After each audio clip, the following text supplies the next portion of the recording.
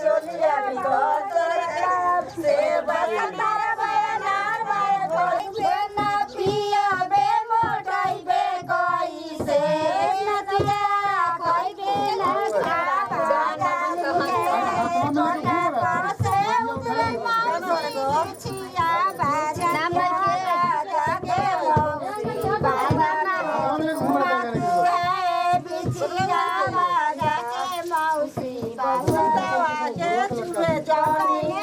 रे माई के चुमे जानी दी रे माई लौतिया के अमुला लो भयो से छुआ के दिन जाई